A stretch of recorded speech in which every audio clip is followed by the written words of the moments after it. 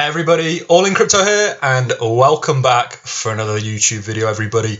In this video, we're going to be taking a look at XRP and Ripple Labs Incorporated, what is sort of unfolding at the moment, the truths that are coming to the surface in terms of the SEC lawsuit, and I'm going to share with you guys my opinion on what I sort of think plays out for XRP and Ripple in the future. Of course, I'm not a fortune teller, so this is just my opinion. However, it's a very, I think, interesting one, and I think it's definitely worth sort of watching the video to see where I'm at with XRP. For full transparency with you guys, XRP was probably the fourth or fifth largest altcoin that I put money into. Of course, my position in XRP in terms of money at the moment isn't as big as a lot of my other altcoins, just simply because a lot of altcoins during sort of 2020 and this year have done exceedingly well. XRP, of course, has not performed well. At one point, it actually performed very well, and you got to remember, guys, I've been buying XRP throughout this entire bear market, and you know, when we sort of saw that spike that we saw, you know, happy days, guys. I thought we were completely off to the races. But one important thing for me to note is that XRP does tend to do this, guys. It does tend to, on a number of occasions. If you look how we sort of entered 2017, we had a number of spikes. You know, it's nothing new what it's sort of doing. I hope you guys can see that, and my big head's not in the way. Where I have the camera set up might be awkward. It's quite famous for sort of spiking up and then coming back down. Sort of lolling around before then making a greater impulse. So what we're going to look at in this video, guys, is we're going to take a look at the SEC lawsuits. I've read the 70-page document on it. This is a sort of annotated version of the SEC lawsuit. It sort of simplifies it a little bit. You can, of course, read the original. However, I've been sort of sticking to this. I find the notes quite interesting to read. And an important thing for us to remember when we look into the SEC lawsuit is, you know, who it's really against. And it's against Ripple Labs Incorporated, the company. It's against Brad Garlinghouse and Chris Larson for the sales of 1.4 billion in unregistered securities. And I've got to admit, guys, like I say, I hold XRP. I haven't sold XRP. I told you guys on a number of occasions I'm in this for the somewhat long term. And I have no intentions of trading my XRP for anything or getting out of my position. I'm just sort of holding it and seeing what happens.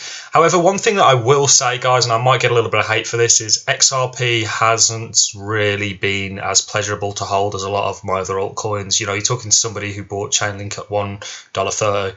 And a number of other altcoins at a very, very low price who got very early into sort of Synthetics Network, who was in Polkadot. Okay, Polkadot wasn't a large position, but I've had a lot of altcoins in 2020 and of course this year that have done exceptionally well. Stellar, I've been in Stellar for a long time. A lot of altcoins that have done very well for me, whether that be in sort of staking rewards or whether that be just through hodling them and making the money on the moves. And XRP, even though it was sort of fourth, fifth largest altcoin that I put money into, it's really let me down significantly. However, I still think there is some hope for XRP.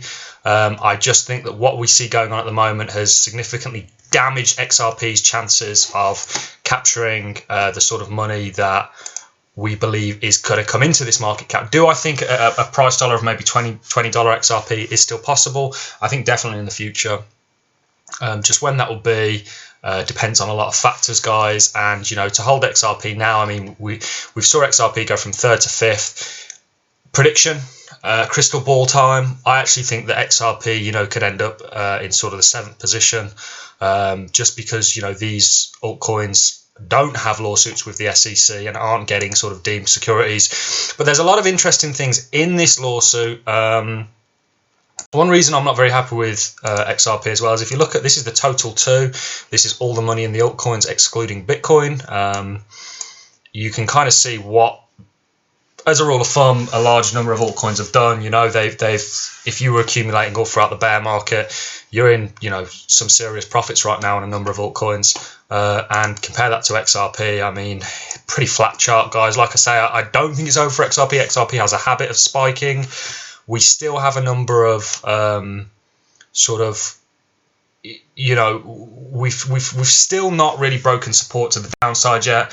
We're still holding, and I think this is a good sign. I think we really need to clear sort of 36 cents, 37 cents before we, you know, once we've cleared that, I think we could see a significant move to the upside. But whilst all this sort of stuff's going on, and it's still sort of fresh in everyone's mind about the SEC lawsuit, I think XRP has a somewhat difficult time ahead of it, and you know, there's really a number of reasons why I believe this. One is I've read this, and there's some things in it that I'm not very happy with, and I'm going to share some of those with you. A number of things like the fact that Chris Larson had you know, already settled the case with the SEC. You know, Brad and Chris were both sort of warned about the fact that XRP could be deemed a security. And some interesting stuff. I mean, we've seen a lot of sort of, there was a, you know, a bearable guy 123, I think. I actually happen to believe that he could be working for Ripple, the company, and one reason that I believe that is because of something interesting in this, which I definitely think a lot of you guys will want to hear. And it's essentially saying that Brad had actively encouraged sort of employees at Ripple to sort of FOMO the market, to sort of promote the market, which I don't think is, I think all, you know, companies promote their product, etc., etc.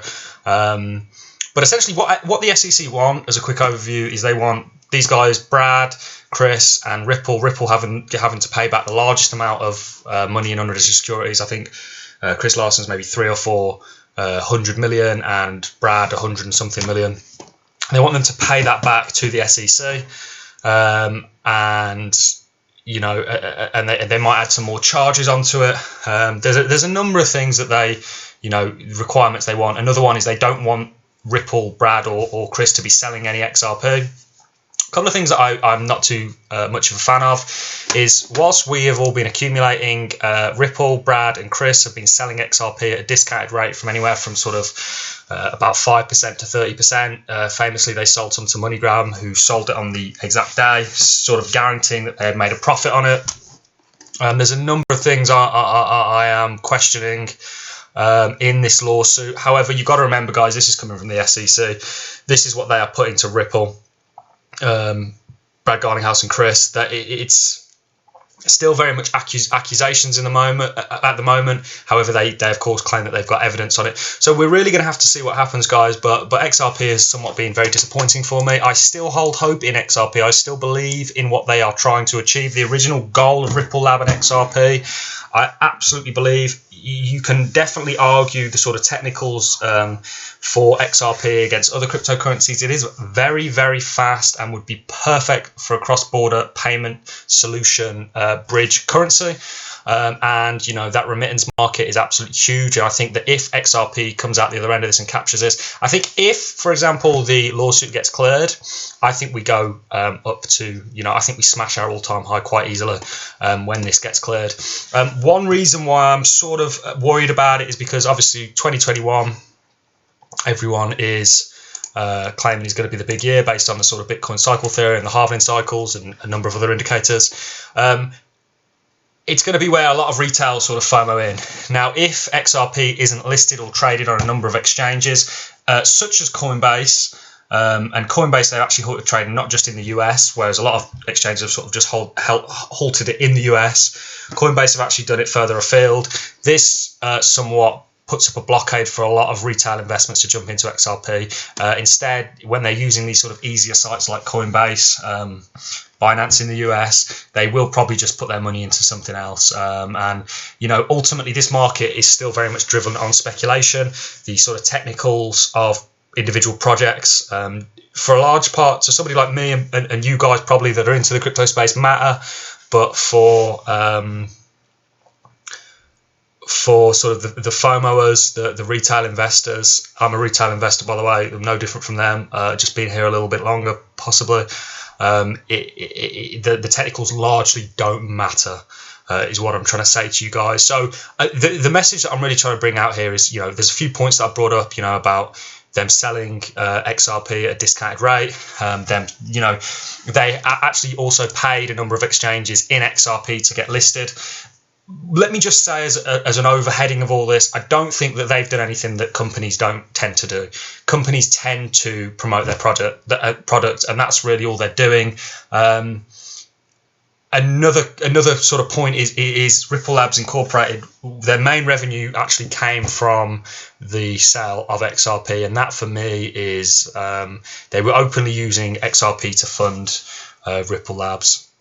And you could argue, well, of course, Ripple Labs were the real people driving the use case for XRP. I think Chris Larson called XRP, you know, Ripple tokens at one point. A long list of stuff, guys. I encourage each and every one of you, if you're interested in this, to read the 70-page document. I'll put this annotated version in. I'll leave a link for it in the in the comments, not the comment section, in the description. And I definitely encourage any of you guys to give this a read if you're interested in it, you know, and if you really want to know what's going on, especially if you're holding XRP. It's good to sort of know these things. And like I say, XRP has disappointed a lot of us. I know, you know, me included, guys. I'm still trying to navigate these markets as best I can. And when you've held coins like I have that have done so well, you sort of have to say, well, look, why am I holding XRP? And ultimately, one reason I am holding XRP is because I do believe in the use case and goal that they're trying to achieve. They have for a long time seemed like one of the only cryptocurrencies that really had a sort of use case in this market, whereas a lot of other cryptos were sort of speculation. But of course, that has now changed. One thing you could maybe say is XRP's price movement is sort of decoupling from Bitcoin.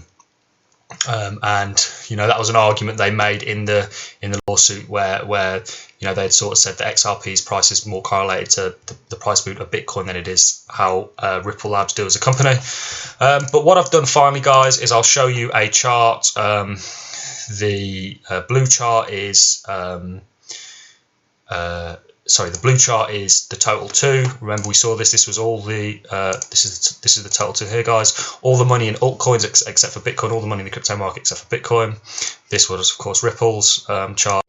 Sorry, not Ripple, XRP's chart. And I've shown you blue is total two, and the orange is XRP. And you can see you would the overall altcoin market has performed exceptionally better than XRP.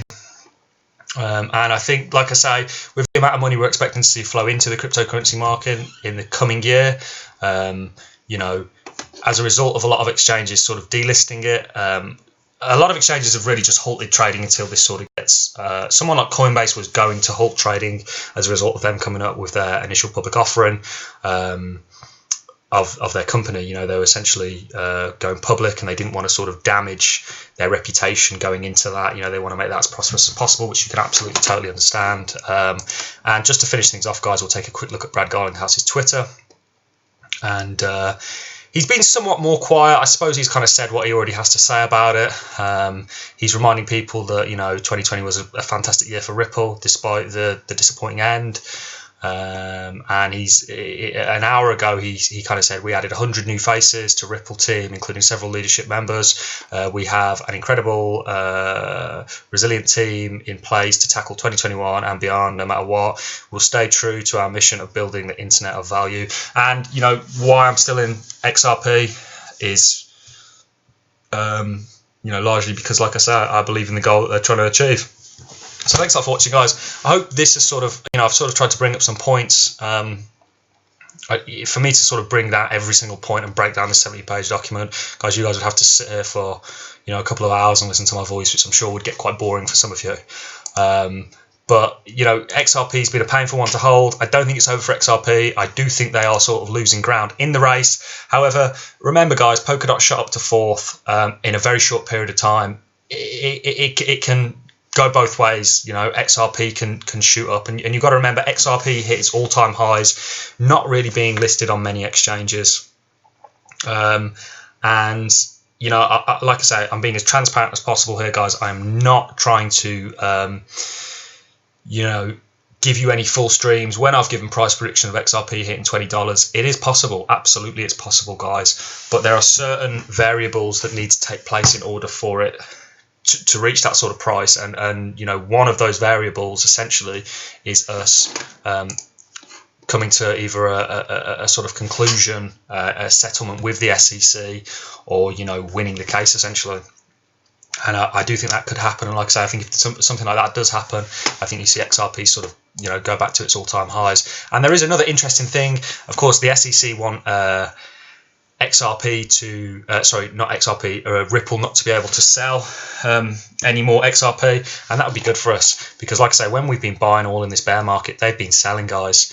When we as retailers have been buying, Ripple Labs, the company, have been selling their XRP, so that's just food for thought, something to bear in mind, guys. You always want to look at both sides of the coin. Even though I'm bullish XRP, and I might sound like I'm not in this video, you always want to look at both sides of the coin and have a well-rounded understanding of both arguments to make your own decision, guys. And I hope this video sort of helped you do that. Like I say, I'm not a lawyer, guys. I'm also not a financial advisor. This is all my opinion, and I love sharing it with you guys. And I hope this has brought some kind of value to you all. So I'm going to love and leave you. I look forward to seeing you in the next video. If you could leave me a like, leave me a comment. Let me know what you think about this whole thing. I'm getting some very interesting comments. A quick hello to all my subscribers. The channel's growing very fast, guys, and I want you all to be a part of that. So if you could subscribe, hit that notification bell. If you want to subscribe, of course, you don't have to. It's your choice. And like I said, I look forward to seeing you on the next one, guys. This is just a quick XRP and Ripple update, guys. Thanks a lot for watching. See you.